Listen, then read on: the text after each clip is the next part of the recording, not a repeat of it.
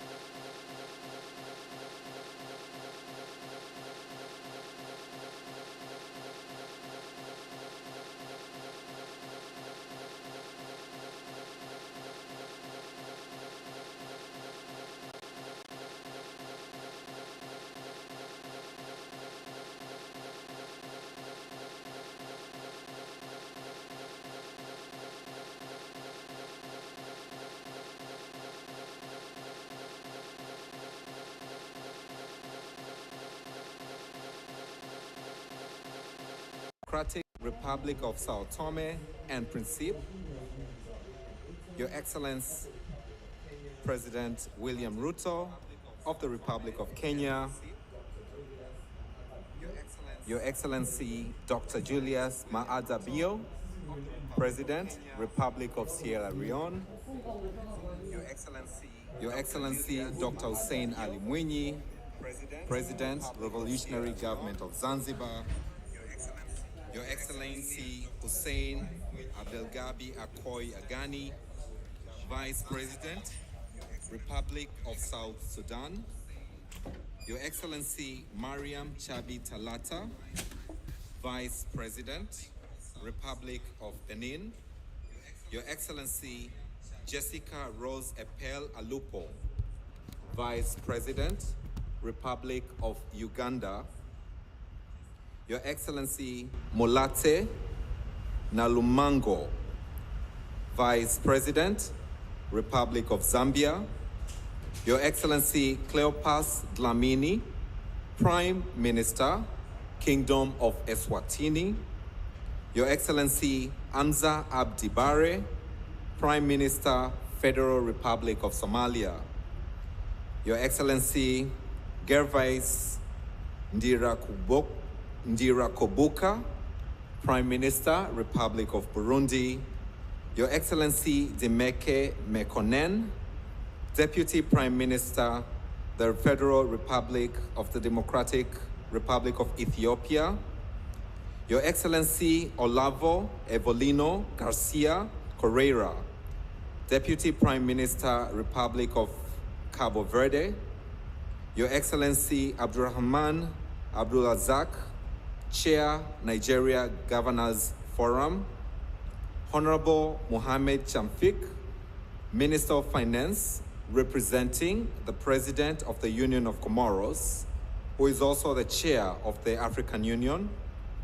I would also like to recognize the presence of Madam Victoria Kwakwa, Vice President for East and Southern Africa of the World Bank.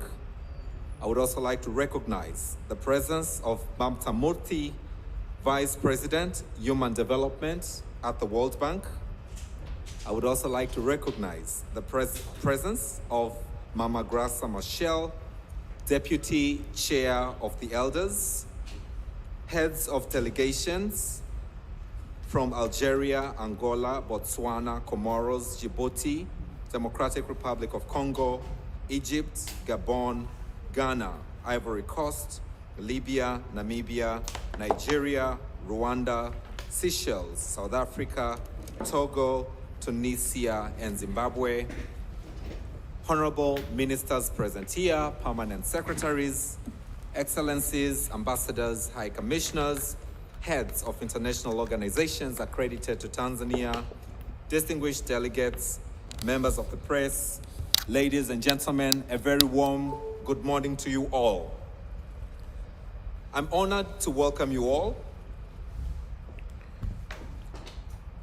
to the Africa Human Capital Heads of State Summit, which aims at celebrating our country's achievement in improving human capital, to exchange effective approaches, and to commit to accelerate progress to equip young people to perform to their full potential to contribute to the economic prosperity of our beautiful continent. Your Excellency, it is now my pleasure to invite and pass the floor to the World Bank's Vice President for Eastern and Southern Africa, Dr. Victoria Kwakwa, for a welcoming address. Can we put our hands together for Dr. Victoria Kwakwa as she comes for a welcoming address?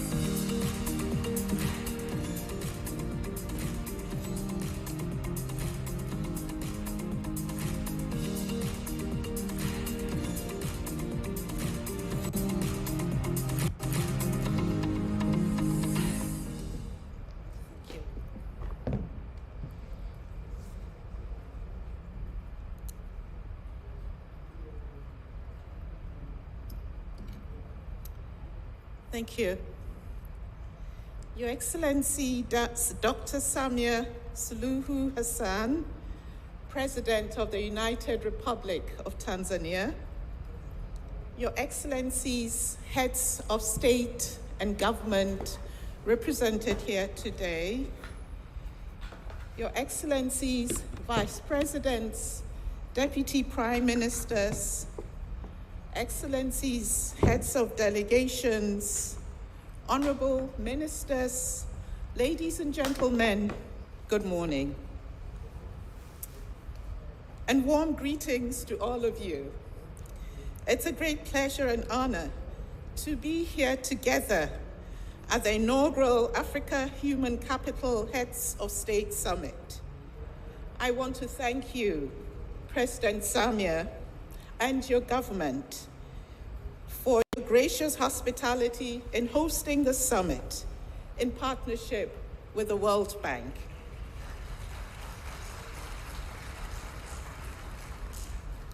Thank you. I'd also like to recognize the kind, technical, and financial support of our partners, the Bill and Melinda Gates Foundation, the Global Finance Facility, the Government of Korea, and the MasterCard Foundation. I want to thank Your Excellencies for coming together to support building a coalition and adopting a consensus on human capital in Africa.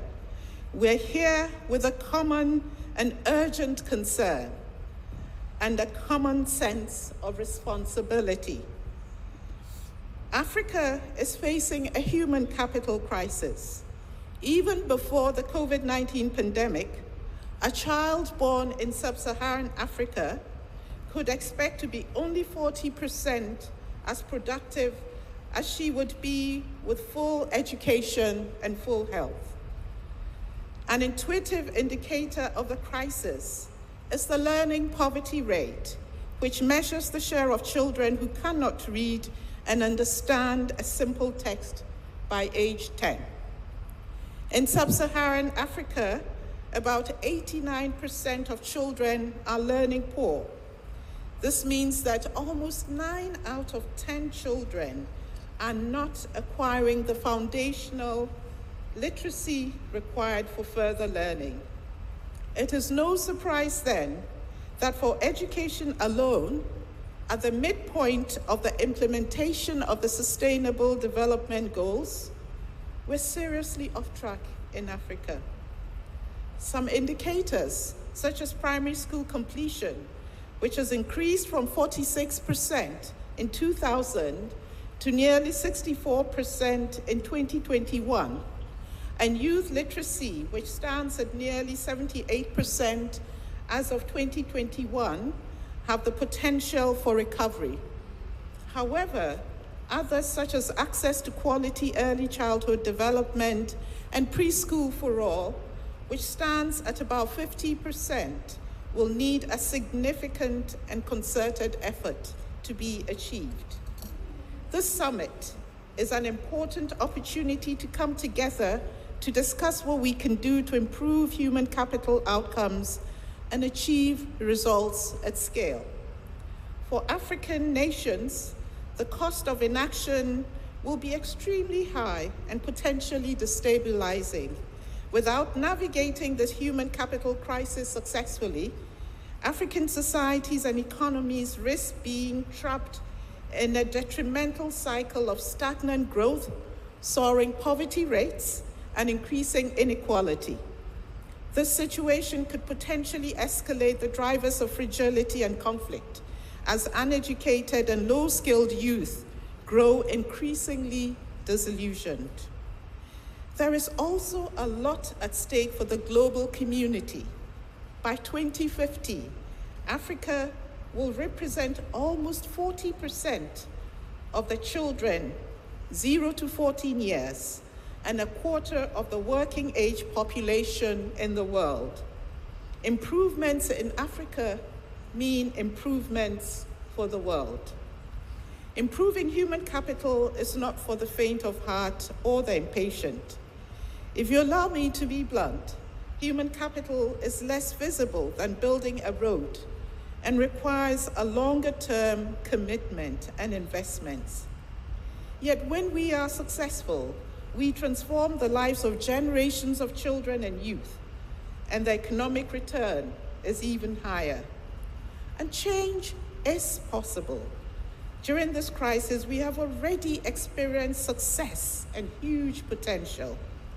The following examples that I will give are not exhaustive, but illustrate that progress is happening and continues to be possible. On the early years, countries like Rwanda are among the few to meet the Sustainable Development Goal target on malnutrition. It was done through efforts that included an innovative early childhood development intervention, a combination of home-based and community-based modalities.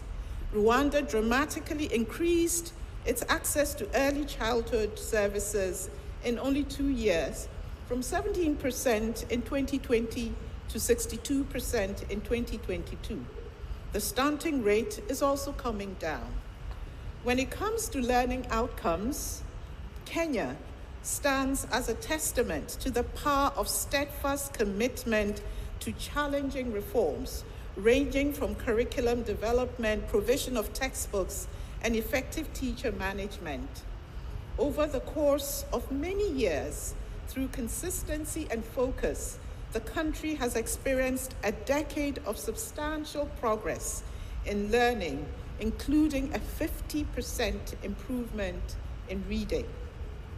In Africa, teacher salaries account for more than 2/3 of government spending in education. Edo State in Nigeria sets a good example of how to increase efficiency of spending, leveraging technology and private sector partnerships.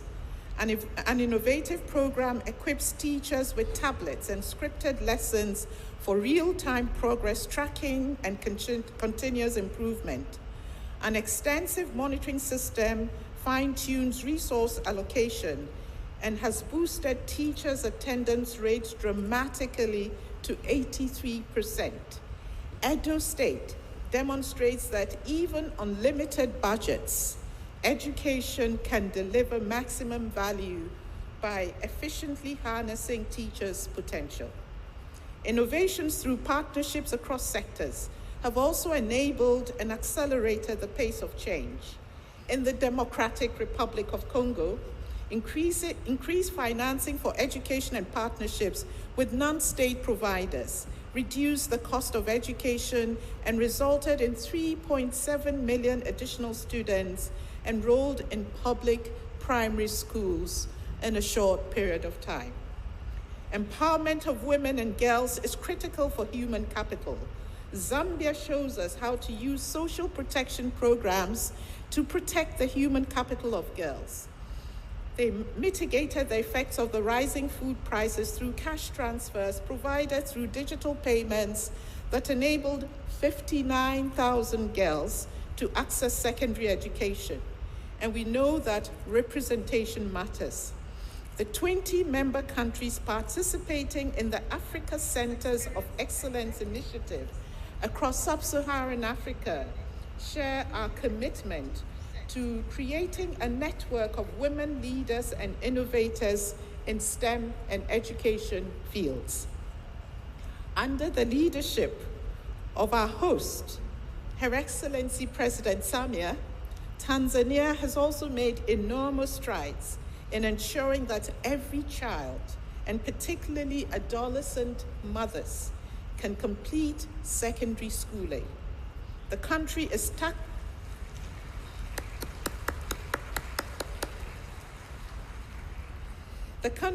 tackling this challenge in a holistic and coherent way. They are preventing dropout by expanding the school network and implementing an innovative Safe Schools program. At the same time, their new continuation policy is opening the doors of the formal education system to students who have already dropped out and young mothers. As a result, between 2018 and 2022, the number of girls enrolled in lower secondary school increased by 400,000 students, equivalent to a 35% increase in enrollment. We celebrate all these successes. Achieving the transformational changes urgently needed in our education system will require far greater funding. Sub-Saharan African countries currently spend about $280 purchasing power parity for every primary school student, compared to $1,500 in purchasing power parity terms in middle-income countries and about $8,400 in high-income countries.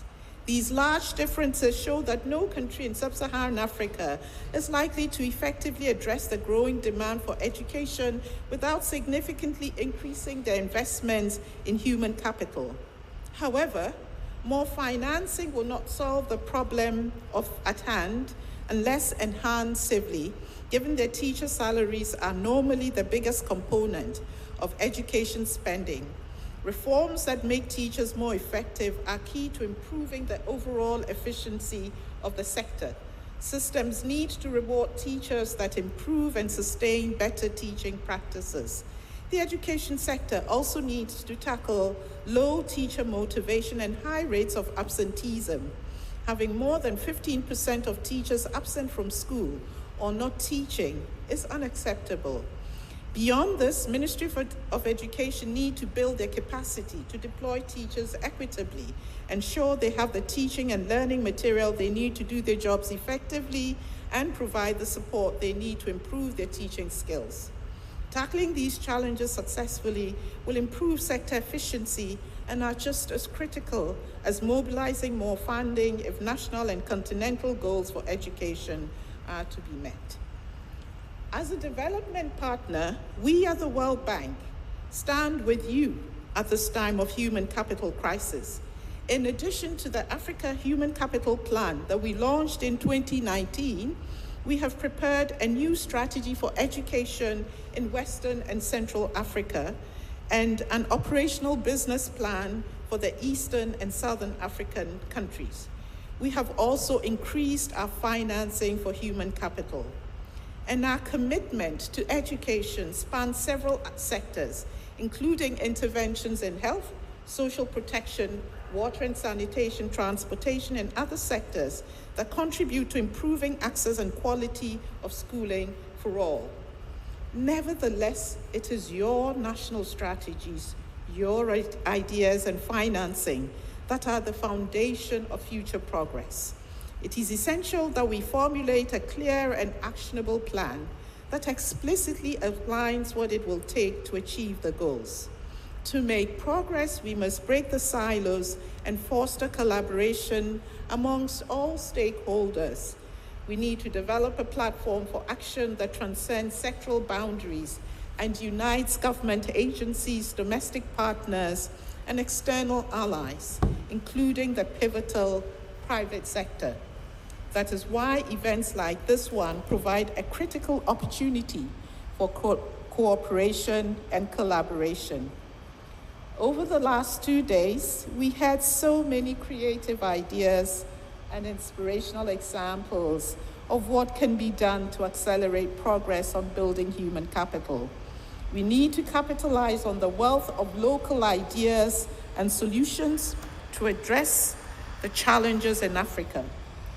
We at the World Bank would like to convene a team of education experts from the continent and policymakers to find how to build on the successes that I've mentioned, to take them to scale, and to propose new ideas and solutions. We would work with regional bodies, individual governments, and our development partners to strengthen and sustain this team and provide global knowledge from other regions to plan and deliver tangible solutions at scale, accelerating progress in human capital development. We will also review our human capital plan to reflect the Dar es Salaam Declaration. With political will and leadership and commitment from all of you, the highest level, we can together achieve our vision. With our collective leadership to make human capital the cornerstone of our country's development strategies. I'm confident that we will build strong coalitions and allocate the needed resources to ensure a bright future for Africa, a future where all girls and boys reach their full potential, grow up well-nourished and ready to learn, attain real learning in the classroom, and enter the job market as healthy, skilled, and productive adults. I want to close with a phrase that one of the panelists just said yesterday. Yes, Africa can. There's no more time to waste. Thank you so much.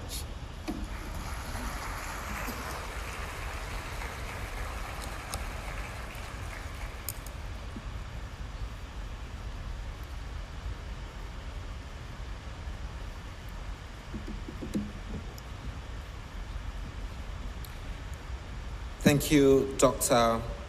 Kwakwa, for your inspirational words and for the work that you and your team, together with the government of Tanzania, have put to make this summit a great success. Your Excellency, I would now like to invite to the podium Honorable Dr. Stergomena Tax, Minister of Foreign Affairs and East Africa Cooperation of the United Republic of Tanzania, for her introductory remarks. Can we put our hands together as she comes to the podium?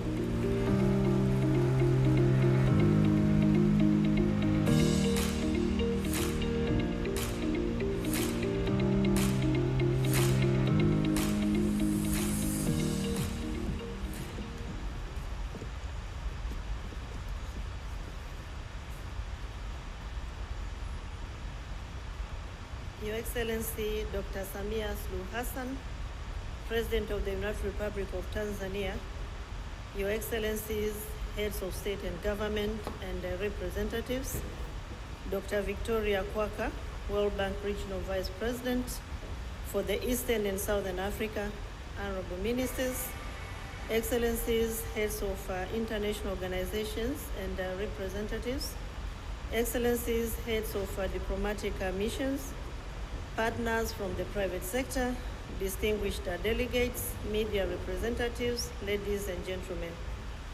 It is a great honor and privilege to stand before Your Excellencies to deliver introductory remarks on this special and a momentous occasion of the 2023 Africa Heads of States Human Capital Summit with a theme: accelerating Africa's economic growth, boosting youth productivity by improving learning and skills.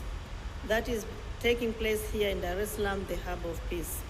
Your Excellencies, we gather here in recognition of the pivotal role that human capital plays in shaping the present and future of our African societies and economies and the global community at large. Human capital is defined as the knowledge, skills, abilities, and the health of individuals, and is the wealth of any nation. It is the driving force behind innovation, productivity, and the sustainable development. Investing in people is not only a moral imperative, but also an economic necessity. May I therefore take this opportunity to thank Her Excellency, Dr. Samia Suluhu Hassan, President of the United Republic of Tanzania, for her visionary decision to host this summit, and the World Bank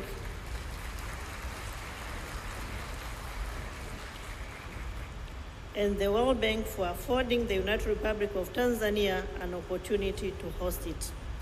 On this note, may I, on behalf of the President of the United Republic of Tanzania, welcome Your Excellencies and all distinguished delegates to Tanzania, and in particular to this very important summit.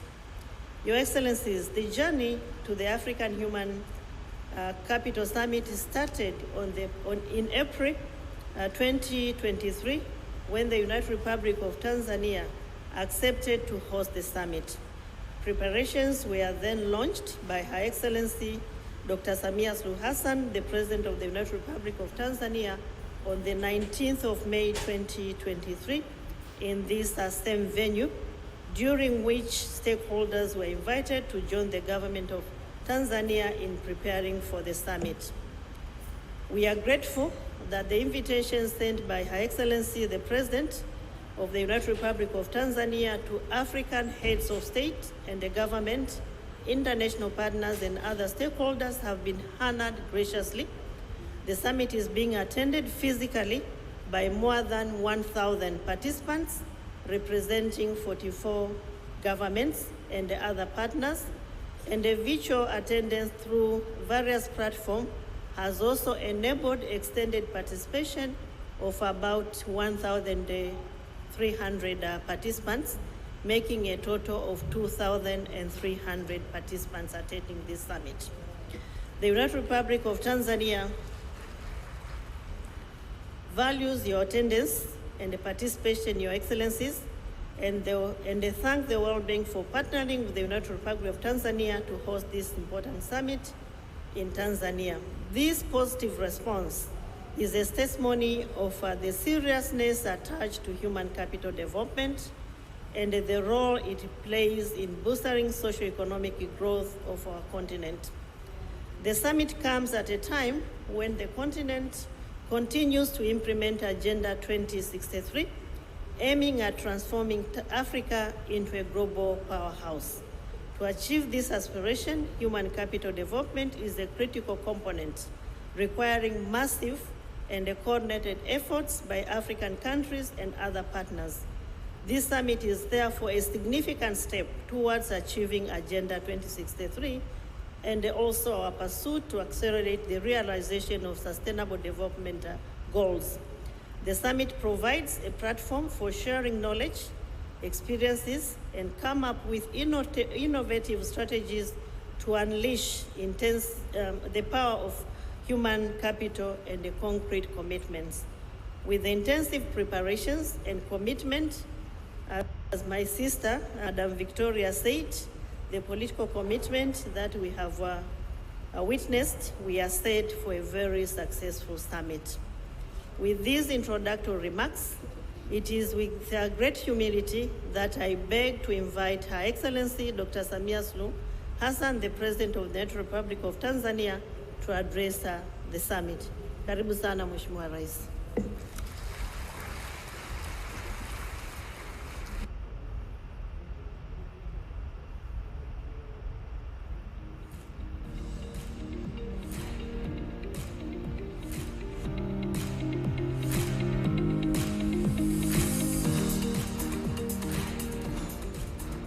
Asante, naomba tukae.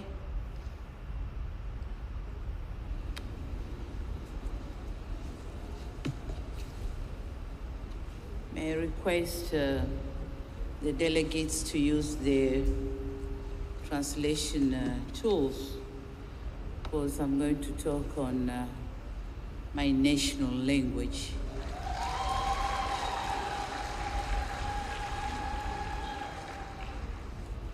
Waheshimiwa wakuu wa nchi na wawakilishi wa wakuu wa nchi, Waheshimiwa makamu wa rais mliopo, Mheshimiwa Dr. Hussein Ali Mwinyi, Rais wa Zanzibar na mwenyekiti wa Baraza la Mapinduzi, Waheshimiwa mawaziri wakuu mliopo, wakuu wa misafara, Waheshimiwa mawaziri, makamu wa rais wa Benki ya Dunia Dr. Victoria Kwakwa, ambaye ni makamu wa rais wa Eastern and Southern Africa. Pia natambua uwepo wa Dr. Mamta Murthy, Vice President for Human Capital Development in the World Bank, na ujumbe wote wa Benki ya Dunia mlioko hapa, waheshimiwa mabalozi na wawakilishi wa mashirika ya kimataifa, wawakilishi wa sekta binafsi, pamoja na wataalamu mliopo, wageni waalikwa, mabibi na mabwana, habari za asubuhi. Ni furaha kubwa kuwakaribisha nyote nchini Tanzania, lakini kuwakaribisha katika ukumbi huu wa mkutano. Ninamshukuru sana Mwenyezi Mungu kwa kutujalia fursa hii adhimu ya kukutana hapa ili tuweze kujadiliana na kufikia maazimio kuhusu mada hii muhimu na nyeti kwa maendeleo na mustakabali wa bara letu la Afrika, maendeleo ya rasilimali watu. tulipokea kwa heshima na fahari kubwa fursa ya kuwa mwenyeji wa mkutano huu muhimu na adhimu, na kwa kipekee kabisa nitambue na kupongeza kazi kubwa iliyofanywa na serikali kupitia wizara zetu za fedha na Wizara ya Mambo ya Nje pamoja na Benki ya Dunia, na vile vile nitambue mchango mkubwa uliotolewa kufanikisha mkutano huu. Hakika mmeutendea haki mkutano huu kwa maandalizi mazuri sana.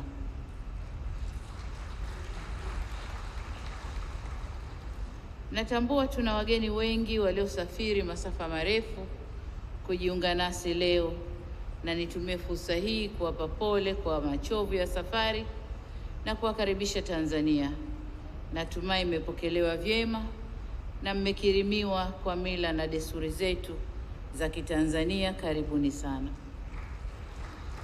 Vile vile nitumie fursa hii kuwashukuru waheshimiwa viongozi na washiriki wote kwa kukubali mwaliko wangu na kuungana nasi katika mkutano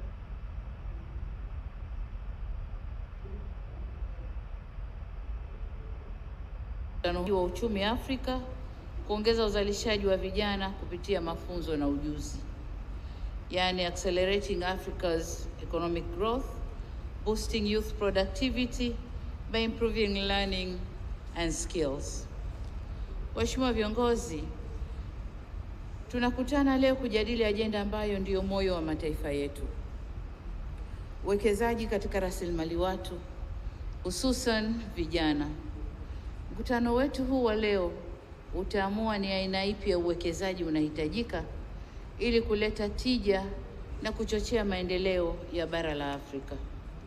Hakuna muda mwingine sahihi wa kujadili haya zaidi ya huu tulionao. Kwa kipindi cha zaidi ya muongo mmoja sasa, bara la Afrika limepitia ukuaji na uimarikaji mkubwa wa uchumi au chumi zake katika sekta tofauti. Hali hii ya ukuaji wa uchumi ilifanya bara kuja na misamiati kadhaa, ikiwemo Africa is rising, lakini pia It's African Century. Misamiati hii ilitokana na vuguvugu la harakati mbalimbali zilizokuwa zikifanyika ili kulikwamua bara letu la Afrika kutoka kwenye utegemezi wa kiuchumi. Kulifanyika jitihada za maksudi kuhakikisha bara hili linajenga uchumi zake kwa kutumia rasilimali zake ili kuweza kujiletea maendeleo. Kwa baadhi ya nchi na kanda, maendeleo haya yalionekana, ila kwa baadhi ya nchi maendeleo hayakuonekana au yalionekana kwa kiasi kidogo. Ni jambo la kusikitisha kuwa kwa baadhi ya nchi ukuaji huu wa uchumi haujachangia katika kuhakikisha wanajenga uchumi jumuishi wala kuchochea uzalishaji wa ajira mpya, hususan kwa vijana. Aidha, mbali na ukuaji huu wa uchumi, bado bara la Afrika limeendelea kukabiliwa na changamoto mbalimbali kama vile uhaba wa chakula, viwango vikubwa vya ukosefu wa ajira, umasikini uliokithiri na ukosefu wa usawa kwenye jamii. Ni wazi kuwa bara letu bado linahitaji mageuzi makubwa katika nyanja zote muhimu za uzalishaji na maendeleo. Na haya ndiyo malengo na madhumuni ya ajenda ya maendeleo ya Afrika tunayoitaka ya mwaka 2063 ambayo imeweka malengo 7, na hapa najielekeza kuyazungumzia malengo 4 ambayo: moja, ni Afrika ambayo mafanikio yake yanajikita kwenye ukuaji jumuishi wa uchumi na maendeleo endelevu. 2, Afrika yenye utengamano kisiasa kwa kuzingatia fikra za kimajumui na mwelekeo wa kimapinduzi. 3, Afrika inayozingatia misingi ya utawala bora, demokrasia, haki za binadamu na utawala wa sheria. Na 4, Afrika ambayo maendeleo yake yanatokana na watu kwa kutumia vipaji vyao, hususan wanawake, vijana, pamoja na kutoa makuzi bora kwa watoto. Na hili ndilo lililotuweka leo hapa. Waheshimiwa viongozi, nimeona niyataje malengo haya manne ili kuona uzito na dhima ya majukumu yaliyoko mbele yetu na kutafakari ni aina gani ya uongozi na sera zinazohitajika kuhakikisha tunafikia na kutimiza kwa ukamilifu malengo haya. Ni muhimu sisi kama viongozi tuhakikishe kwamba tunaangalia, tunatathmini na kusimamia mageuzi yote muhimu ili kuliwezesha bara hili litumie uwezo na rasilimali zake kujikomboa kiuchumi. Kama nilivyosema awali, mkutano huu unafanyika kwa wakati muafaka, hasa ikizingatiwa kwamba kwa sasa Afrika ndilo bara lenye vijana wengi zaidi. Takwimu zinaonyesha kuwa ifikapo mwaka 2050 Afrika itatoa nchi 10 zenye idadi kubwa zaidi ya vijana duniani. Kwa mujibu wa World Economic Forum, zaidi ya 60% ya watu wa barani Afrika ni vijana walio chini ya miaka 25. Aidha, inakadiriwa kuwa ifikapo mwaka 2030 Afrika itakuwa na 42% ya vijana wote duniani, na umri wa wastani wa nchi za Afrika ni chini ya miaka 20. Hii inatuonyesha kwamba kuna mambo mengi ya kimaendeleo, hususan kwenye mambo ya afya, ili tuweze pia kukuza wastani wa umri kwa Afrika. Hii inamaanisha kuwa bara letu ni bara lenye watoto na vijana wengi. Kwa tafsiri ya kidemografia, habari hii ni nzuri na vile vile ni mbaya kwetu. Hali hii inaweza kuwa nzuri na yenye tija iwapo tutawekeza kwenye rasilimali watu kwa kuhakikisha uwepo wa afya bora, elimu bora yenye stadi za maisha ili kujenga nguvu kazi yenye tija kama ilivyo kwa wenzetu wa bara la Asia. Hatima yetu inaweza kuwa mbaya. Fanya hivyo, tutaongeza idadi ya vijana wasio na ujuzi, wasioajirika na vijana wa kujiingiza kwenye vitendo viovu vya kihalifu na uvunjifu wa amani. Hivyo basi, kwetu sisi tuliopo hapa leo, tujiulize, je, bara tulilolirithi kwa waasisi wetu waliotafuta uhuru wa Afrika ndilo bara tunalotaka kuwarithisha vizazi vijavyo au wajukuu wetu? Je, Afrika tunayoijenga leo ni yenye uchumi endelevu au uchumi unaodumaa? Tukipata majibu hayo, tutalijenga bara letu vyema zaidi. Vile vile majibu ya masuala haya yatatupa mwelekeo wa sera zetu. Ni wazi kwa viongozi wenye maono hujenga sera zao kwenye maendeleo ya watu na kufuatiwa na maendeleo ya vitu. Na hapa mniruhusu ninukuu maneno ya baba wa taifa hili la Tanzania miaka michache kabla kufariki kwake, Mwalimu Julius Kambarage Nyerere, wakati akihutubia mkutano wa Umoja wa Mataifa jijini New York. Alisema, na hapa namnukuu, kwamba development is people.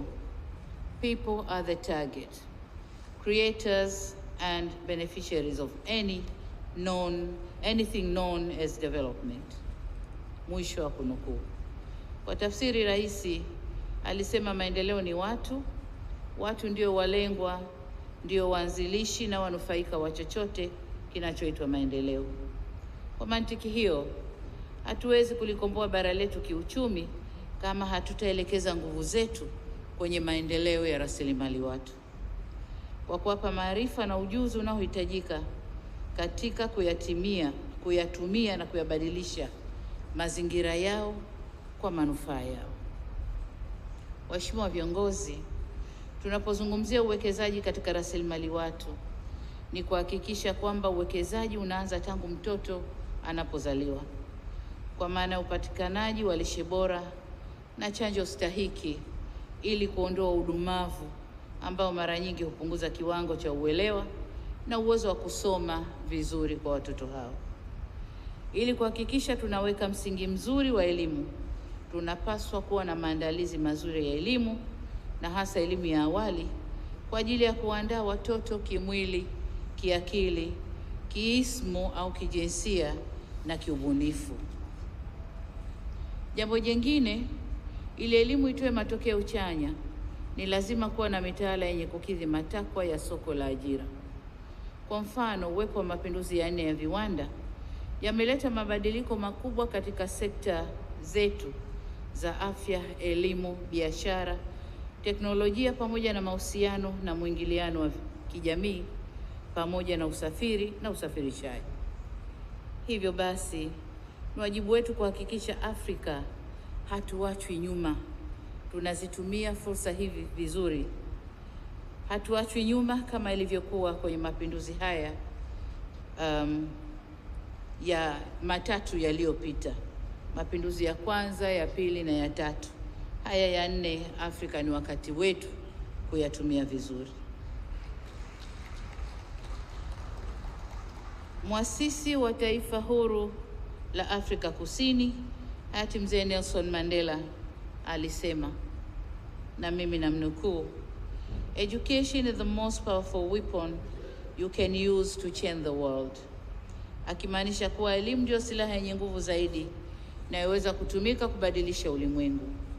Na hapa nichukue fursa hii kueleza umma huu baadhi ya hatua ambazo nchi yetu Tanzania imechukua ili kukuza na kuendeleza rasilimali watu. Moja, tumeamua kutenga fedha nyingi kwa ajili ya afua mbalimbali za lishe na huduma za afya ya uzazi wa mama na mtoto. Na katika hili, mimi kama rais wa nchi nimeingia mikataba na wakuu wa mikoa, kila mkuu wa mkoa kuhakikisha anawajibika ipasavyo katika eneo hili. Lakini la pili ni kuanzisha vituo vya elimu ya awali, yani Early Childhood Development Centers, ambayo tunaendelea kuvieneza nchi nzima. La tatu ni mapitio na maboresho ya sera ya elimu, mitaala na programu za mafunzo ili ziendane na mazingira pamoja na mahitaji ya sasa ya maendeleo. La 4 ni uanzishwaji wa mfuko wa kusaidia kaya maskini ujulikanao kama Tanzania Social Action Fund, TASAF. Lengo la mfuko huu ni kupunguza umaskini na kuboresha upatikanaji wa huduma za afya na elimu. Tangu mwaka 2000 zaidi ya kaya milioni 1 zimenufaika na zaidi ya miradi 731 ya miundo mbinu mbalimbali ya elimu, afya, maji safi na salama, kilimo na mazingira, njia za usafiri na usafirishaji zimetekelezwa. Jingine ni uanzishwaji wa programu ya elimu bila malipo kwenye ngazi za elimu ya awali, elimu ya msingi na hadi sekondari. Watoto wetu wanasoma bila kulipa. Lakini la 6 ni uwekezaji kwenye elimu ya ufundi na mafunzo ya mali, yani vocational education and training, ikiwa ni pamoja na kutoa ujuzi bobezi ili kuongeza tija, ushindani na uwezo wa ndani katika kutumia rasilimali za nchi yetu. 7, kuwezesha vijana kiuchumi kupitia mikopo inayotolewa na halmashauri. Mikopo hii tunatoa 4%. Tumezitaka halmashauri kutenga 10% ya mapato yao ya ndani. 4% inatumika kwa kuwakopesha vijana, 4% inatumika kuwakopesha wanawake na 2% inatumika kuwakopesha watu wenye ulemavu. Jambo la 8 ni kuruhusu watoto walioacha masomo, hasa wa kike waliopata ujauzito, kuweza kurudi tena shuleni na kuendelea na masomo yao.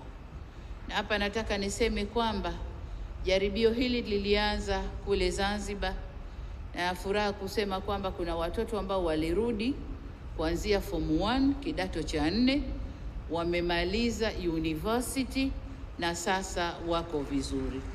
Kwa hiyo ni fursa nzuri ya kuwarudisha watoto shuleni. Lakini pia kupitia wizara yetu ya kilimo tuna programu maalum inayoitwa Building a Better Tomorrow kwa ajili ya vijana kujishughulisha na shughuli za kilimo, ufugaji na uvuvi ili kuijenga vyema sekta ya kilimo na kufanya sekta hii iweze kuchangia kwa 10% kutoka 4% inayochangia sasa hivi katika uchumi wetu wa taifa. Waheshimiwa viongozi, nimezungumza masuala mengi na kwa kirefu. Sasa naomba mniruhusu niataje kwa mahsusi na kwa muhtasari maeneo muhimu yanaweza kutusaidia kuboresha rasilimali watu ya Afrika ili atusaidie kuongeza mijadala yetu tukiwa hapa. Kwanza, lazima tujidhatiti kutumia rasilimali watu tulionayo kwa manufaa yetu, kwa maana ya reaping the demographic dividend. Idadi kubwa ya vijana tulionayo Afrika ni fursa ya pekee kwa ajili ya mageuzi ya kiuchumi. Badala ya kuacha vijana hawa wakross hizo bahari, wapigwe njiani, wazamishwe, kwamba wanakwenda Europe kutafuta maisha bora. Maisha bora watayapata Afrika tukiwaendeleza. Lakini la pili, lazima tuwafundishe watoto wetu kuhusu uzazi wa mpangilio. Kama nilivyosema, Afrika population yetu ni kubwa sana, na population hii inaweza ikatuletea tija au ikatuletea mambo yasiyofaa kama hatukuitumia vizuri. La tatu, kuongeza manufaa kutokana na elimu na mafunzo tunayoyatoa katika nchi zetu. Tuhakikishe elimu tunayoitoa inawapa uwezo vijana wetu kuongeza tija na kujenga uchumi wetu. 4, kuongeza uwekezaji katika sekta nyingine zinazoleta ufanisi katika huduma za elimu na afya. Ni lazima kuwekeza katika miundombinu kama vile njia za usafiri na usafirishaji, kuongeza nishati au umeme, maji safi na usafi wa mazingira. Haya yote tukiyaboresha yanaweza kutusukuma katika kutoa huduma za afya na elimu ili ziwafikie watu wote na ziwe endelevu. Jambo la 5 ni utekelezaji wa programu za hifadhi ya jamii katika uzalishaji, yani implementing productive social safety nets programs katika nchi zetu. Waheshimiwa viongozi, kuzifungua fursa katika kuitumia rasilimali watu ya Afrika ni wajibu wa kimaadili na ni sharti muhimu la kiuchumi, kwani kwa kuwekeza katika hifadhi ya jamii, kuongeza rasilimali fedha kwenye elimu na maendeleo ya rasilimali watu, tunaweza kuijenga Afrika yenye mafanikio jumuishi. Kwa hivyo, inatupasa tuunganishe nguvu za serikali, asasi za kiraia na sekta binafsi ili kufanya uwekezaji unaohitajika na kujenga mazingira wezeshi ya kukua na kuendelea kwa rasilimali hii muhimu ambayo ni watu wetu, vijana wetu. Kwa pamoja tunaweza kujenga mustakabali mwema wa Afrika kwa kuhakikisha ndoto za vijana wetu zinatimia. Waheshimiwa viongozi, wakati nikihitimisha, nisisitize kwamba suala la maendeleo ya rasilimali watu wa Afrika haliwezi kuja kwa kubahatisha na halina mbadala. Lazima tuwe na mipango madhubuti ya kuhakikisha rasilimali watu Afrika inaendelezwa kwa manufaa ya bara hili na kwa maendeleo yetu. Ndugu zangu, baada ya kusema hayo, niseme wakati ni sasa. Inawezekana kila mmoja atekeleze jukumu lake kwa nafasi yake, tuendeleze bara letu Afrika. Asanteni sana kwa kunisikiliza. Asante sana.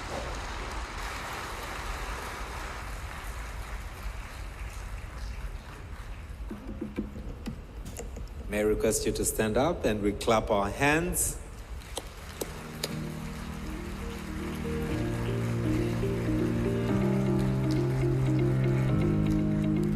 Please be seated. Asante sana. Wakati ni sasa, inawezekana. Can we all say that? The time is now, it is possible. The time is now. Thank you so much, Your Excellency, for your leadership and for bringing the continent together for this important Human Capital Heads of State Summit here in Dar es Salaam, Tanzania.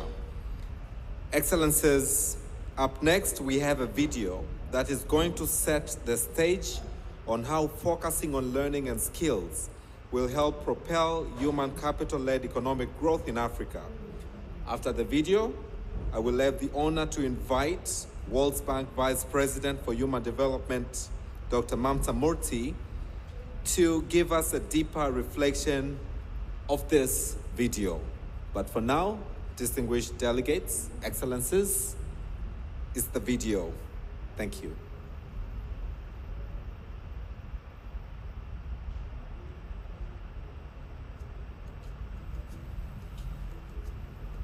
The last 30 years saw a largely positive economic story for sub-Saharan Africa. Economies grew, and the proportion of the population living below the poverty line declined. Africa made great progress in health outcomes, and life expectancy has grown over the last 50 years.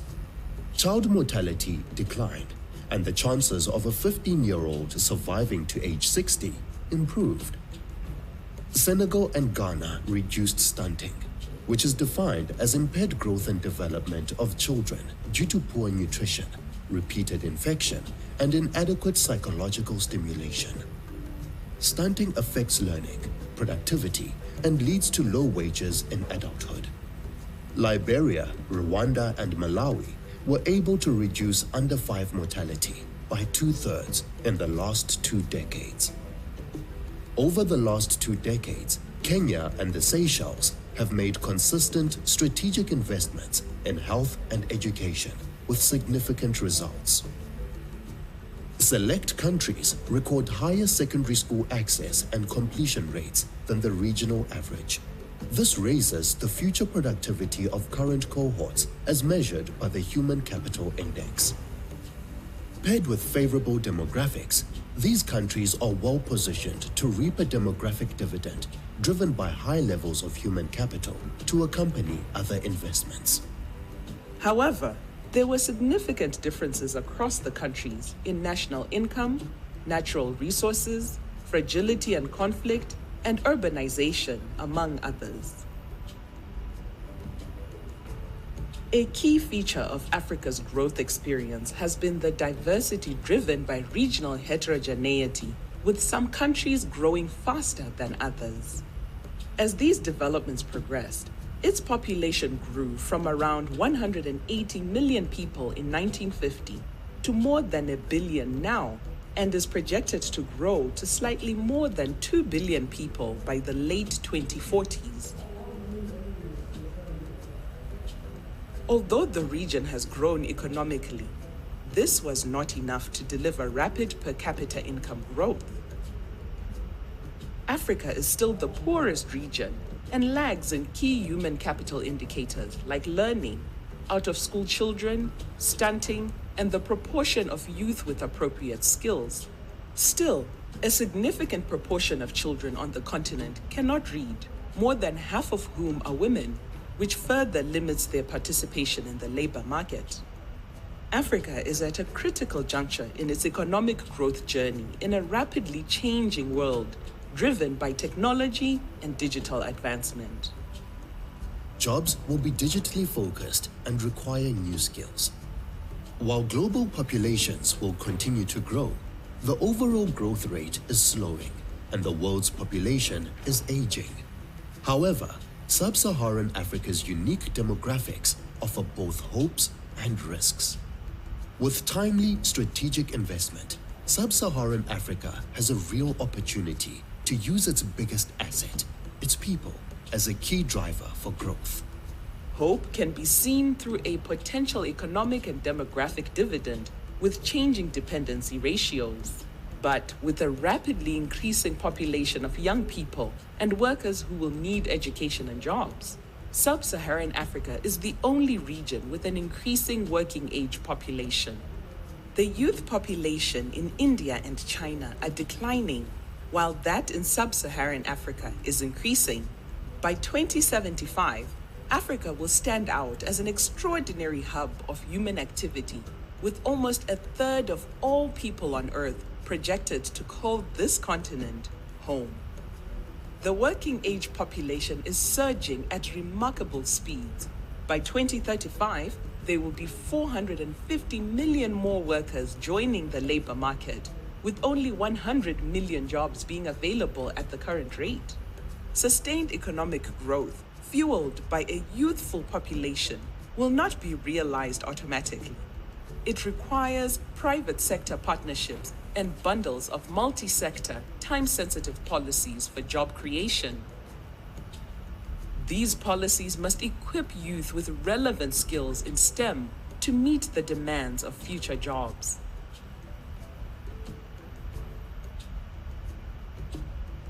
These will be policies that keep people at the center.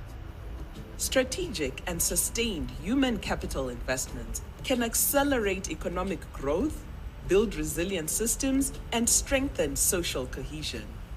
The East Asian tiger countries, like South Korea, Malaysia, and Singapore, demonstrate that sustained strategic investment in human capital contributed to between 1/3 and half of all economic growth. The miracle of the East Asian growth story highlights the importance of investing in people. There was an assumption that these economies grew before the governments had enough resources to invest in people. But there is clear evidence that investments in public health and education predated faster economic growth. A healthier, better educated population will contribute to faster economic growth. As families become more assured that their children were likely to survive and thrive, they chose to have smaller families, ensuring that households and governments could increase investment. More educated parents were better skilled and could contribute more to the labor market. The experience of East Asian tigers makes our understanding of what drives development more complete. The old consensus was that investments in physical capital, such as dams, roads, and irrigation systems, were the main drivers of economic growth. But the rates of return varied from country to country. This variability was attributed to supporting economic policies, including trade, regional integration, and enterprise ownership. We have learned that robust economic growth and development are a combination of smart physical infrastructure investments, appropriate economic policies, and timely and sustained human capital investments. We've covered how investment in human capital accelerates economic growth. So let's take a closer look at the next important accelerator in human capital: resilient systems. Robust development means countries are building national systems that can withstand shocks like economic downturns, debt crisis, conflict, learning losses, epidemics, droughts, and floods. Despite sub-Saharan Africa's last 20 years of variable economic growth, the region has seen frequent shocks and setbacks. The COVID-19 pandemic is not the first health shock in the region. The Ebola epidemic devastated parts of Africa, and before that, HIV or AIDS had a substantial and long-term negative impact on all aspects of development. Shocks at any stage of life, be they economic, climate-related, or health-focused, increase population vulnerability and erode human capital. Shocks put households at risk economically, requiring a more significant governmental response to help stabilize the economy. Sub-Saharan Africa is also especially vulnerable to climate change, which will likely be more devastating to poorer households. All of these shocks disrupt and reduce investments in human capital, test government systems, and stretch meager financing.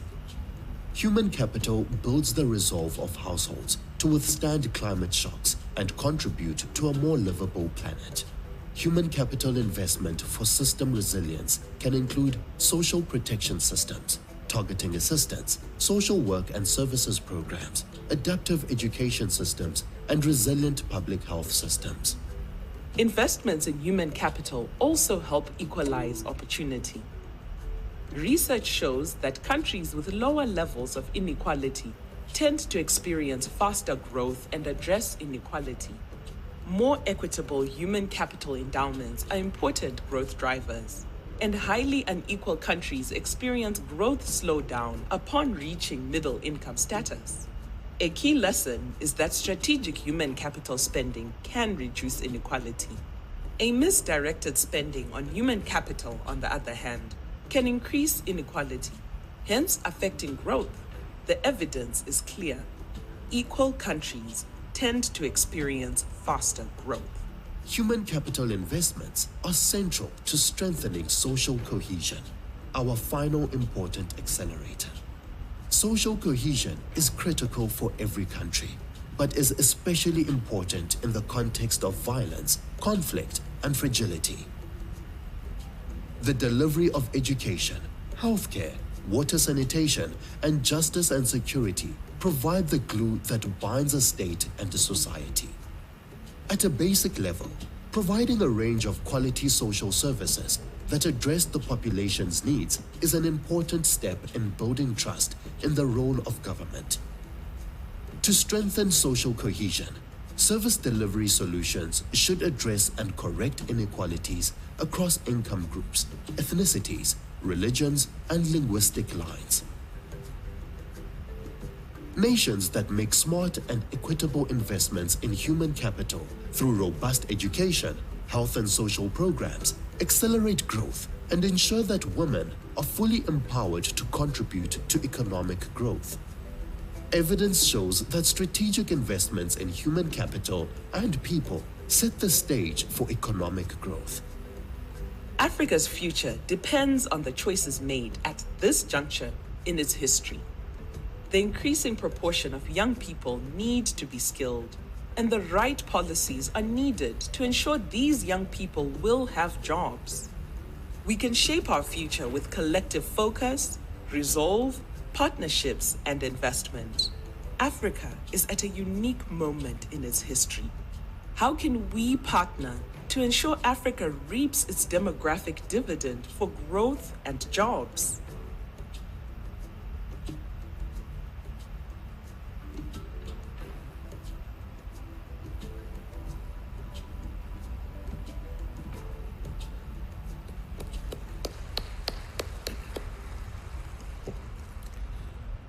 Thank you very much. And from the video, and as we gather to celebrate these achievements and successes that our nations have made so far, I would now like to invite to the podium Dr. Mamta Murthy to give more context.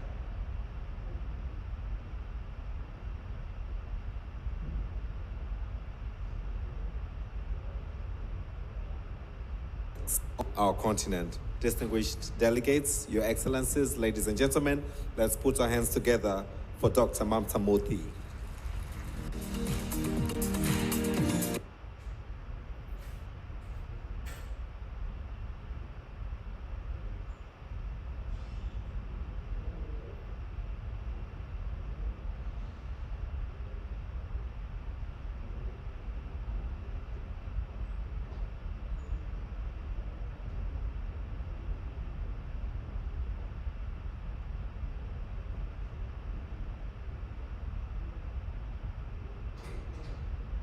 Spreads on the movie that you just saw, and I'm going to offer you just 5 reflections. The first thing I would like you to take away from the movie is that human capital is an incredibly important source of economic growth. So if you look at the difference between rich and poor countries, anywhere between 1/3. Now, you know, researchers always quibble about methodology and that kind of thing, and some will question how much of what is being attributed to human capital is actually the result of infrastructure or trade policy or other things.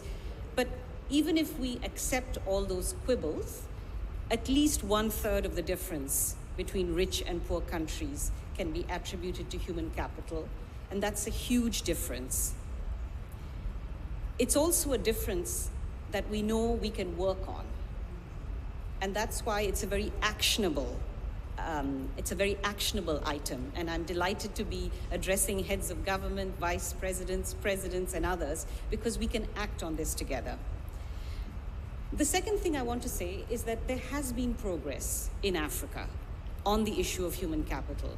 We heard from a number of delegations, from ministers. There has been remarkable progress. Let me give you one statistic. If we look at the population of sub-Saharan Africa that is over 25 years of age, right? So they've completed their education. Well, the average years of schooling has gone up from 3.5 years of schooling to over 5.5 years of schooling in the past 20 years. That's an enormous increase in just years of schooling. Remember, for a population that has been growing quite rapidly. So I hope that fixes in your mind that there has been huge progress. The challenge, of course, lies with the quality of schooling. The quality of schooling is not as high as it should be. Again, if we look at children in school today in sub-Saharan Africa, they can expect, because of the expansion in schooling that many of you in the audience have been responsible for, a child today in sub-Saharan Africa can expect to achieve at least 9 years of schooling because of the policies that are in place. But because the quality of schooling is poor, about 45 to 50% of that is lost. So the equivalent number of years of schooling is not 9, it's 4.5. It's about half of that, because very little is being learned in school. Children can progress through school, but it doesn't mean that they leave school having learned everything they should.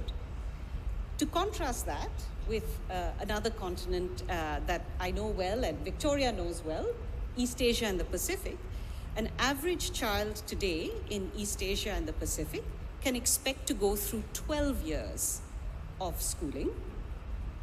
There too, there are issues with quality. So about 30% of that schooling is lost because the quality is not high.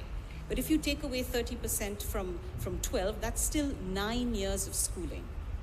So in Africa, there are two challenges, both to increase the years of schooling and to improve quality.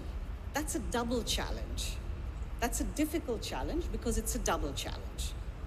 It requires resources and it requires improving learning in school.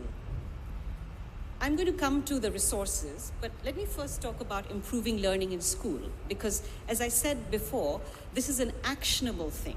This is something that can be done. There is a lot that has been learned within Africa and from outside Africa on how to improve learning in school. Let me touch upon just a few things, actually drawing on the excellent panel discussion that we had yesterday with ministers of health, ministers of education, and ministers of labor and social welfare. I'm going to mention only 3 things. These are not silver bullets, but they are ideas I want you to take away. First, learning happens in school, but children have to be prepared to learn before they come to school. When we're talking about learning in school, it's very important to build the foundations. And the foundation of learning, all learning, is being able to read. Being able to read is the thing that needs to be emphasized in the early years, in primary school. And there's a lot that can be done by simplifying the curriculum and focusing it on the foundational elements of reading. And there are many countries in Africa that are doing this. There's Kenya, there's Mozambique, there's Niger, there's Edo State of Nigeria, there's Rwanda. These are very good things to be doing and are worthy of replication.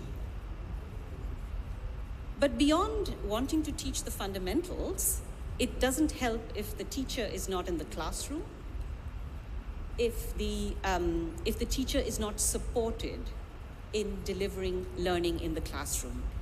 And some of the ministers yesterday spoke about this. Teacher presence and support to the teacher for delivering the foundational elements of learning in the classroom are extremely important. And finally, there is the issue of language, and President Suluhu mentioned this in her remarks. Africa is a continent of many languages. Many children come to school speaking a language at home and then being expected to read in a different language in school. So there is an issue around teaching reading in the mother tongue, which is still a challenge in the continent. So I leave you with just these three ideas: foundational learning, emphasizing reading, supporting the teacher to deliver learning in the classroom, both by being present and by being supported with the right coaching, with the right in-service training, with the right materials. And finally, the language of instruction, the first language that the child encounters in school. Now let me talk about readiness for learning. Children arrive in school, but they need to be ready to learn. And that is where nutrition in the early years, that's where cognitive development and stimulation before entering school matters. This is the reason why pre-primary school matters and early childhood development matters. Many countries have made progress in trying to expand early childhood development, but it's not enough. Yesterday, we heard a very good example from the minister from Rwanda, who talked about low-cost, community-based expansion of early childhood development.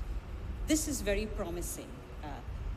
This expansion can occur rapidly, and it can have an impact on both nutrition and cognitive readiness to learn when children enter school. One doesn't need a Mercedes-Benz of early childhood development. One needs the right interventions in early childhood development in order to have readiness for school. The last point I want to make is really about post-basic education and secondary and TVET and higher education. We had some discussions about this yesterday. If human capital is built through early childhood development, through good basic education, young people still need skills that are relevant for the labor market. We've seen a lot of expansion in post-secondary education, which is not particularly relevant to the needs of the labor market. A stronger emphasis on relevance by involving the private sector, involving business leaders in helping devising a curriculum that is relevant to the needs of the labor market is extremely important. But the skills that are needed go beyond technical skills. They also the skills that are needed are also behavioral. They also relate to things like teamwork, critical thinking, problem solving, the things that are needed for the fourth industrial revolution, as Her Excellency Samia Suluhu mentioned. Again, this is an area that can be worked on. We had very good examples from many of the ministers yesterday on the way in which post-secondary education is being linked to the needs of the labor market. I want to move on to the issue of resources because, as I said at the outset, Africa faces a double challenge, the need to both increase the number of years of schooling, but also increase quality. Many of the elements of quality actually do not involve a huge additional fiscal cost. It's the expansion of access which is costly. And this is where the need for resources comes. Now, the majority of resources for the expansion and access to education will have to come domestically. And for this, countries need to strengthen domestic resource mobilization, as well as increase the priority given to education. But beyond the volume of resources, there's also the issue of resource use and effectiveness of resource use. It's very easy to talk about waste, and because sectors like education and health and social protection take up such a large share of the government budget, it's very easy to say, oh, well, there's a lot of wasteful spending. To my mind, what is wasteful is if a child is in the classroom and is not ready to learn. That is why making sure that early childhood investments are made is very important, because this is what makes spending on basic education effective. What's wasteful is spending money on basic education if children are not learning. That's why the spending that needs to happen on basic education needs to be directed towards achieving stronger and better learning outcomes. Similarly, if there's spending on post-secondary and it doesn't result in the kinds of skills that are needed for young people to acquire jobs, that is on learning and employability, to my mind, is a very good way of approaching the issue of effectiveness of resource use. I want to conclude, and I want to say that what has made me very enthusiastic over these past 2 days is the commitment that I have seen from everybody, from national authorities, from the private sector, from development partners, to make a huge dent on this issue of improving outcomes and expanding access to services. This makes me very positive and very confident. We've also heard excellent examples of things that work. The panel yesterday, I believe, was very inspiring to all of us. My wish at the end of this summit is that everybody goes away with the intention that the examples that we heard now, which are sporadic and are uncommon, my wish is that these become common, and that when we meet in 3 or 4 or 5 years' time, many of these examples are replicated. Thank you very much.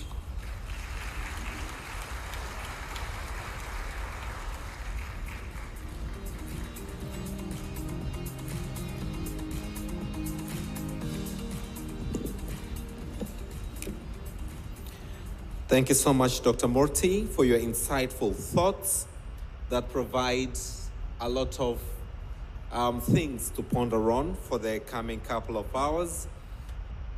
But also, it really sets up well for the next panel discussion, where we are going to have our distinguished heads of states to ponder on Africa's prosperity depends on its youthful demographics. How can Africa utilize its young population fully to achieve Agenda 2063? Excellencies, I'm honored now to invite to the stage the following heads of state for the first panel discussion, as I'd mentioned, looking onto Africa's prosperity that depends on its youthful demographics. How can Africa utilize its young population fully to achieve Agenda 2063? Allow me and join me to welcome to the stage Your Excellency Philippe Jacinto Nyusi, the President, Republic of Mozambique.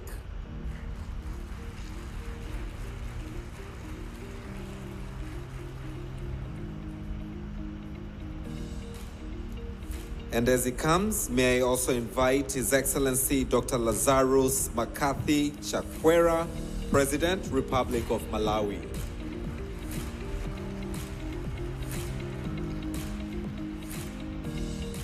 As he comes to the stage, Excellencies, delegates, ladies and gentlemen, let's put our hands together for His Excellency Carlos Manuel Villanova, President, Democratic Republic of Sao Tome and Principe.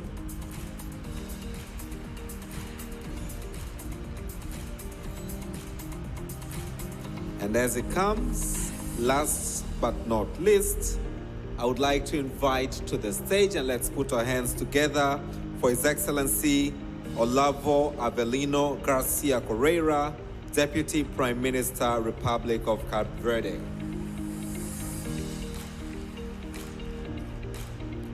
And to moderate these wonderful sessions, allow me, distinguished delegates, ladies and gentlemen, to turn the floor over to CNBC Africa's Editor-in-Chief, Mr. Godfrey Mutitswa, to moderate the next two sessions. Let's put our hands together for Mr. Godfrey of CNBC.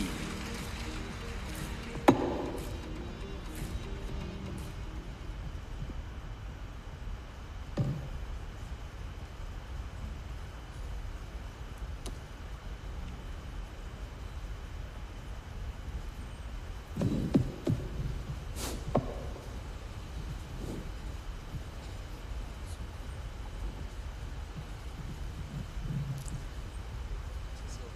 very good morning, ladies and gentlemen, Your Excellencies. I am hoping I have observed all the diplomatic notes that are important.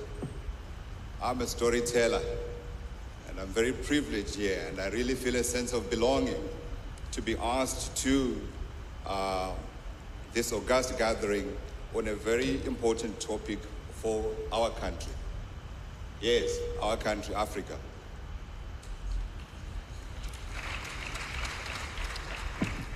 I feel it's one of those occasions where I can say without contradiction that Africa is a country, for our problems are similar.